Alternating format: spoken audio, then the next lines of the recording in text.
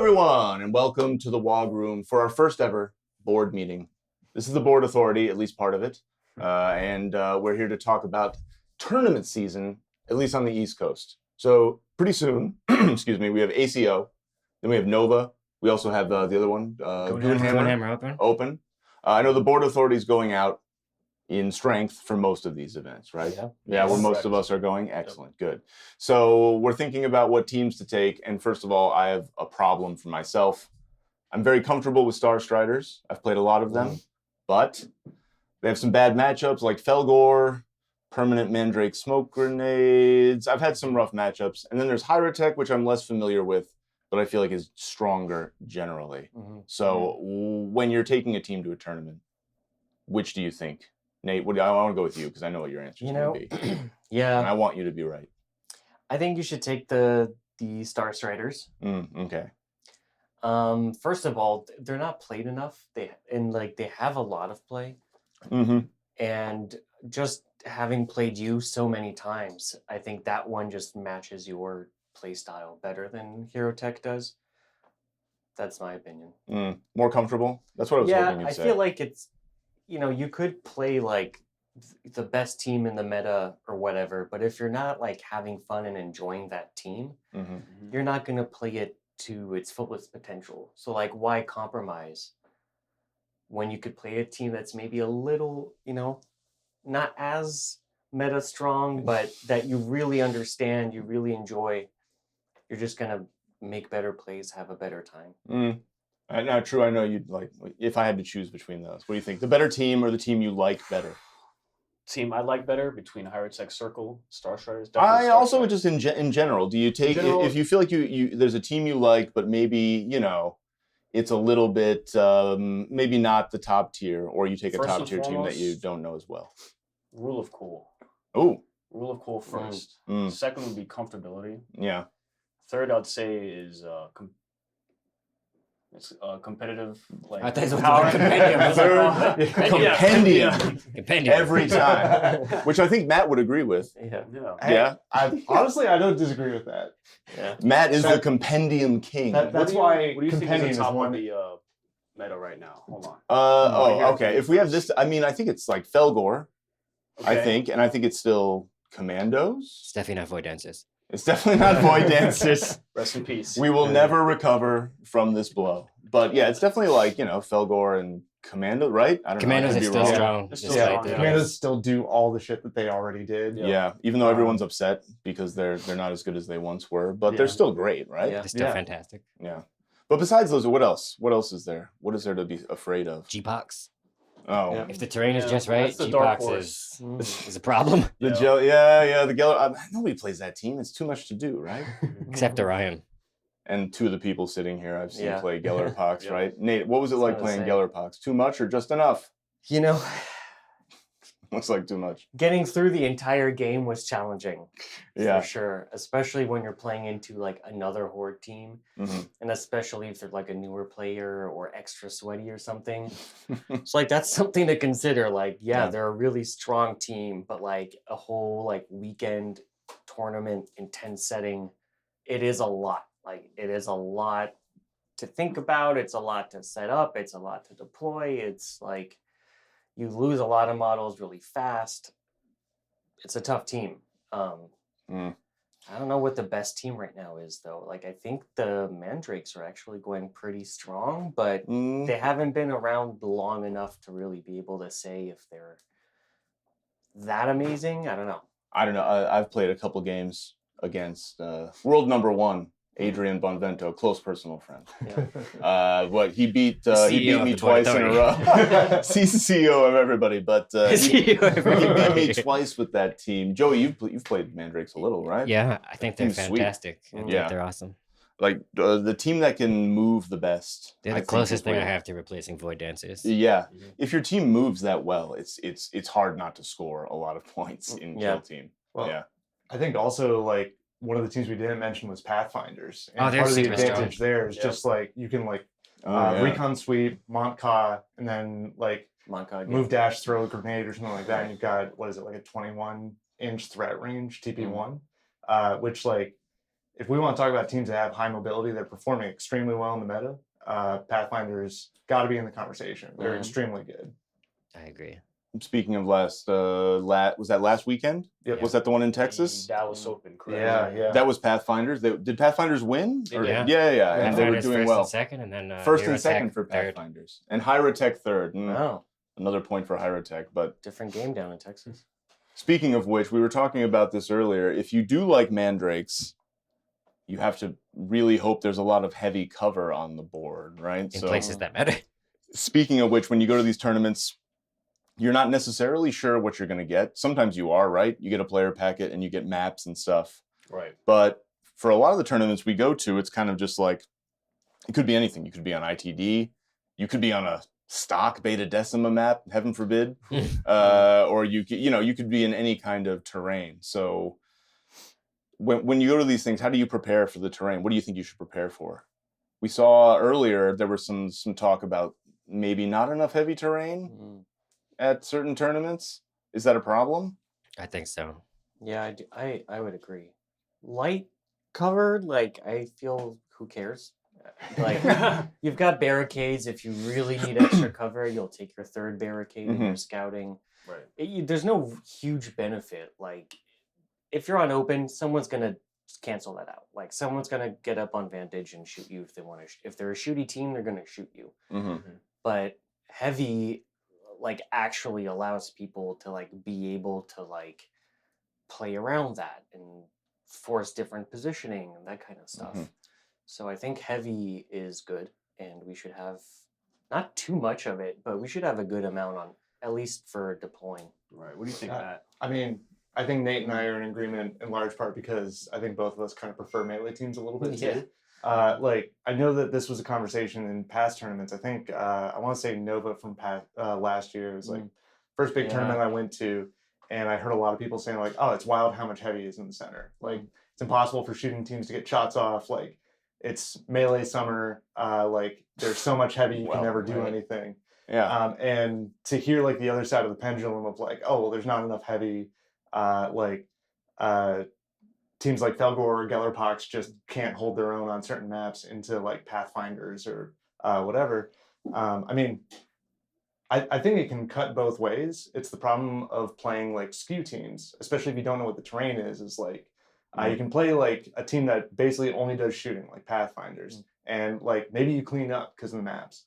Or maybe like you take Talons to Kill Team Open, which is all into the dark, and then you clean up because like you win off of that. Like you can pick skew teams, and especially if you know the terrain beforehand, maybe you just win off of that. But I think part of the advantage of playing like more balanced teams, going back a little bit to like the Star Striders versus Hyrotech thing, is like having a more balanced approach gives you a better chance of not getting like that one bullshit match where like you always seem to roll ones, your opponent always seemed to roll sixes, and you just couldn't do anything.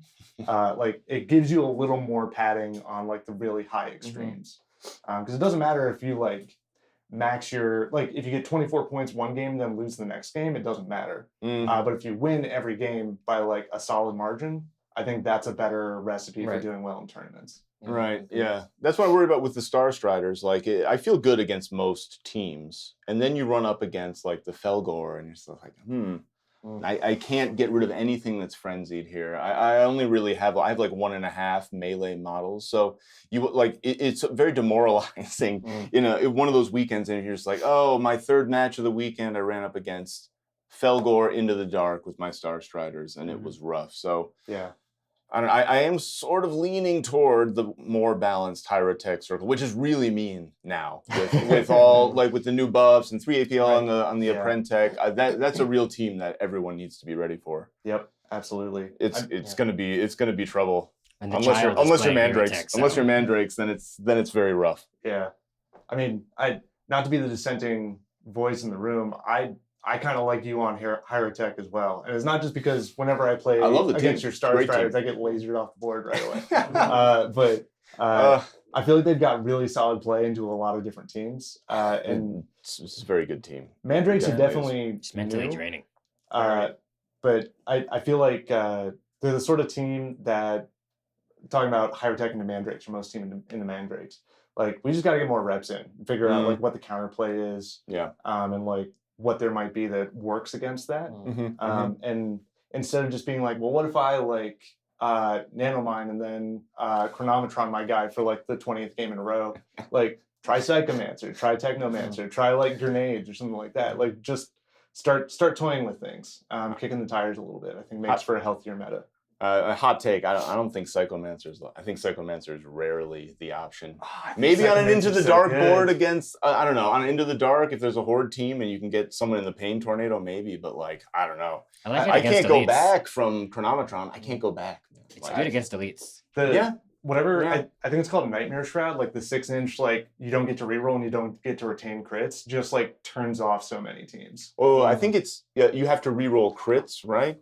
They just aren't retained as crits. Like they get a 6 and it counts as a normal. And it counts as a normal. It's wild. It's really, really good.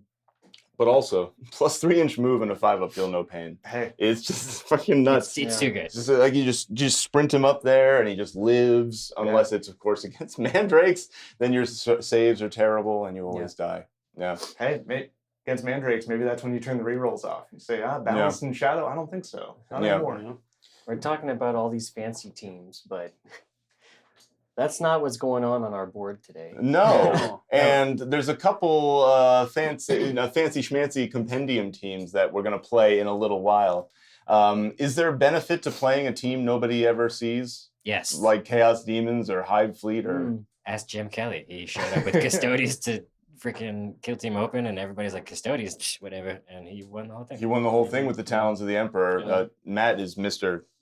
Custodes, but you said recently you don't think they have play anymore. What compendium teams do you like? I like a lot of compendium teams. I'm pretty sure that's not surprising to anybody at this table. I will rep compendium all over the place. I like Talons a lot.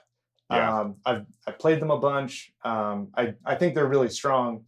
But I think for what I want to be doing, I'm leaning more into Chaos Demons. I think really the advantage of compendium is that, like, say you bring commandos to a tournament. You're playing commandos. Like, it's the exact same list every single time. If I'm bringing Chaos Demons, I can decide I'm actually bringing 6 pink horrors. Now I'm, like, crazy shooty.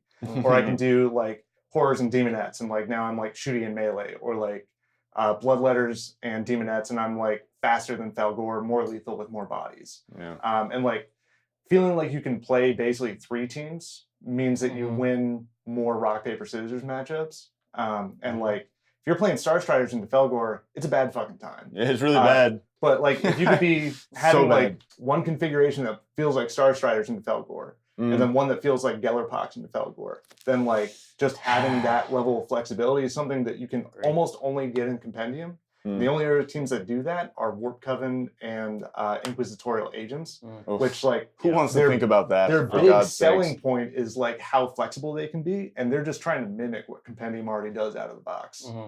So, I like Talons because I can go 4 big guys, like Counterpunch 2 and 5, or 10 Sisters, which I think all of those configurations, frankly, feel a little inferior compared to Chaos Demons. I'm really riding high on them right now. Yeah. Okay. I always liked it's fire teams, right? Those are the term. Yep. Where instead of like each individual operative, you're picking two groups of operatives. I always thought that was a nice in between. Yeah. Which is also why I like Star Strider, because there are no decisions to make. There's nothing to screw up. It's the same team every time. Where like occasionally you've been like, damn, should have took the Tesla. Yeah, Mandrakes are the same way. There's no roster choice. Just take the same 9 every time, all the time. The set teams are really, really cool. Well, let me ask the Harlequin aficionado, having your choice of melee weapons and being like, I actually want balance here. Actually, I want a crit for 7 here. I can't fly anymore, so let's in reaching back to the faraway days when you could fly. And I'd still be playing Void Dancers. But like having those choices for weapons, like if you were stuck with like, all right, I've got a chainsword with balanced,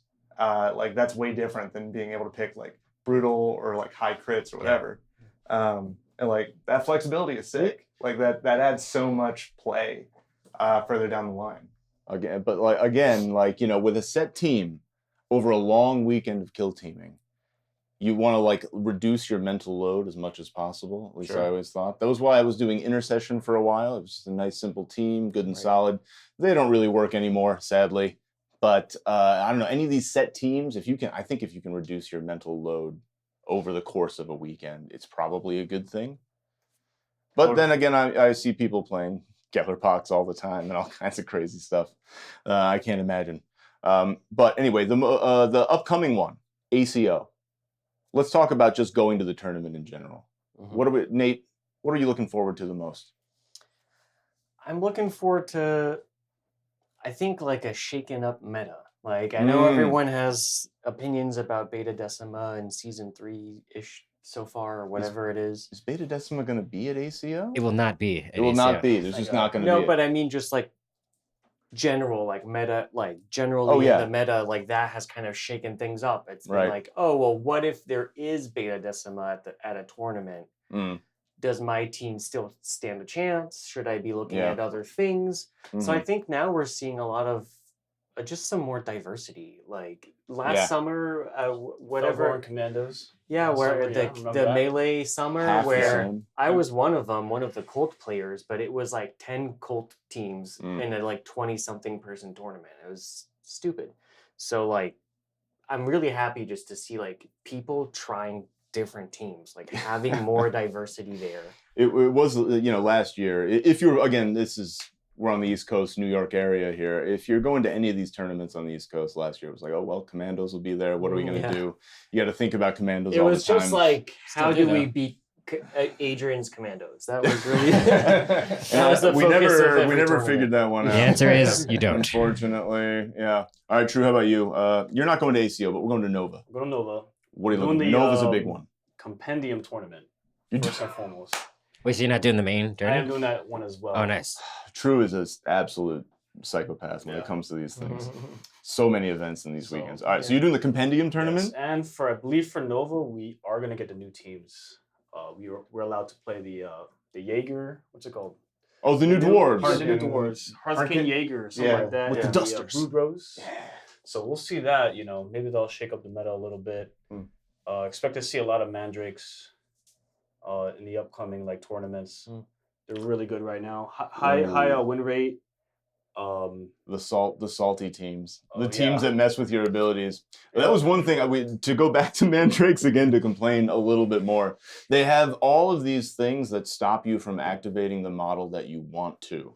And that's something they did with the Night Lords too. There's a little bit of that. So there's more like negative effects on your opponent, which is good from like a gameplay space, but also like it's pretty salty. One of the ones with the Mandrakes is I think within 6 of the leader. If you have a guy within 6 of the leader, he rolls up. It has to do with the APL, and you're just like, no, you have to do a different guy. And I'm like, I wasn't playing around it, and I had set up all my nice stuff, and he moves his leader there at the end, and I go, and I'm like, I'll try the Cryptech. No. Oh, all right. Well, I'll try the Despotech. No. I'll try this Immortal. No. I guess I'm moving my robot. I'm moving the Nano Scarab. It was pretty rough, right? Yeah. And there's another guy who locks down another guy where he says, hey, if you activate that guy, I'm going to go first. Yeah, I'm going to interrupt that activation, which, if used correctly, can be really, really tough. So I think there's going to be there's going to be new teams, and I think there's going to be a lot of new things here. Nova. Matt, you're going to ACO. Are you going to Nova? I thought I was going to be able to make it to Nova. Just found out I got to skip out on that one. But what a shame. Definitely, ACO. Definitely ACO. What are we looking forward to? Salt City Open as well. Oh, the Salt City Open. We're going to the Great White North. Yeah. I might join you. So still trying to get a couple tournaments under the belt. Yeah.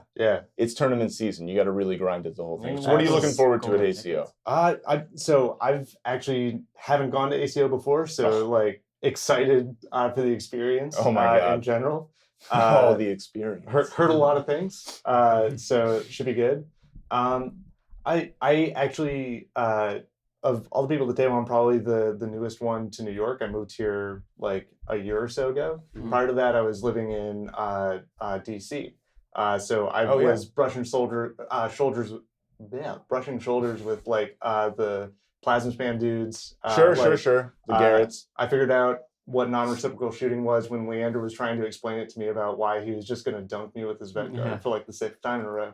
The worst. So being able to see some of those faces again and see those people again, for me, I never really feel like I'm going to win a tournament, but I feel like I can at least make some friends and just try to have good games. Yeah. So I think anytime I walk into a tournament thinking I'm definitely going to win this or else I'm going to have a bad time, I normally am going to have a bad time. Yep. So setting like realistic expectations for myself of like just trying to like get some good games in is really the thing. Yeah. That's one thing. I think we've all done that where we've gone to the tournament and we've been, you've had like a good result, but you didn't win. Yeah. And you get all upset. The experience is much more important. So I'm looking forward to, going around and seeing all the different armies on display and, all the things that happen at those places. But anyway, it's going to be great. Yeah. All right. Anyway, yes. Tournament season on the East Coast. There's one every few weeks. It's going to be very, very exciting. We're all going to get a lot of fake internet skill points, right? Yeah. Yes. ITC Have you been points? checking our rankings? I have not. Oh no, neither have I. Of course not. But anyway, we hope to see a lot of you out there. The board authority is going to be at all these places in force. We may or may not be conspicuous. Maybe with outfits, perhaps. Oh, maybe. Anyway, we hope to see a lot of people there. Say hi if you see us. Thank you for listening or watching. And check out our battle report that's coming very soon.